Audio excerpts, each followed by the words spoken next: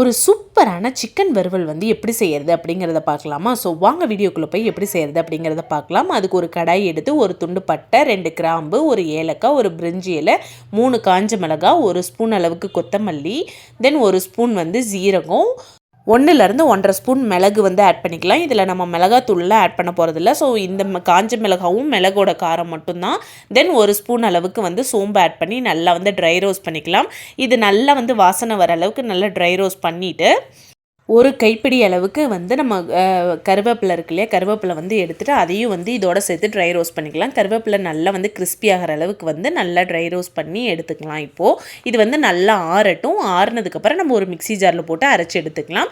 இப்போ வந்து அதே கடாயிலே கொஞ்சமாக வந்து எண்ணெய் ஊற்றி ஒரு பெரிய வெங்காயத்தை குட்டி குட்டியாக கட் பண்ணி கொஞ்சமாக வந்து கருவேப்பிலை இலையை வந்து போட்டு நல்லா வந்து வதக்கிக்கலாம்.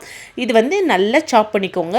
பெரிய வெங்காயம் வந்து ரொம்ப பெருசாக இருக்கக்கூடாது. அதனால் நல்லா சாப் பண்ணி நல்லா வந்து ஃப்ரை பண்ணிக்கோங்க. அடுத்து 1 ஸ்பூன் அளவுக்கு இஞ்சி பூண்டு விழுது வந்து ஆட் பண்ணி அதையும் வந்து பச்சை வாசனை போகிற அளவுக்கு நல்லா வந்து வறுத்து எடுத்துக்கலாம்.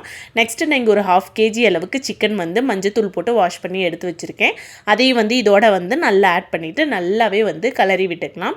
ஃபஸ்ட்டு இதுக்கு தேவையான அளவுக்கு உப்பு மட்டும் ஆட் பண்ணிவிட்டு நம்ம வந்து சிக்கனை ஒரு பாதி வேக்காடு வந்து வேக விட்டுக்கலாம் அப்படியே. ஆனால் நம்ம எந்த தண்ணியுமே ஊற்றக்கூடாது. ஏன்னா சிக்கனே கொஞ்சம் தண்ணி விடும். ஸோ அதனால் வந்து நம்ம எந்த தண்ணியும் ஊற்றாமல் அப்படியே வந்து மூடி போட்டு ஒரு கொஞ்சமாக தண்ணி விடுற அளவுக்கு வந்து நம்ம வேக விட்டுக்கலாம். இப்போ பாருங்கள் எந்த அளவுக்கு தண்ணி விட்டுருக்கு அப்படின்னு.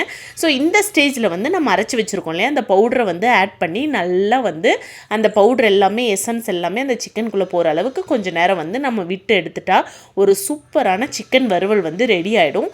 ஃபைனலாக வந்து கொத்தமல்லி இலையை வந்து நம்ம தூவி இறக்கிட்டோம் அப்படின்னா ஒரு சூப்பரான சிக்கன் வறுவல் வந்து ரெடி. இந்த சிக்கன் வறுவல் வந்து ரசம் சாப்பாட்டுக்கோ இல்லை தயிர் சாதத்துக்கோ இல்லை சாதத்தில் வெறும் சாதத்தில் பிசைஞ்சு சாப்பிட்றதுக்கோ அவ்வளோ டேஸ்ட்டாக இருக்கும். ஜஸ்ட் ட்ரை பண்ணி பாருங்கள். ட்ரை பண்ணி பார்த்துட்டு எப்படி இருக்குது அப்படின்னு சொல்லி மறக்காமல் கமெண்ட் பண்ணுங்கள். பாய்.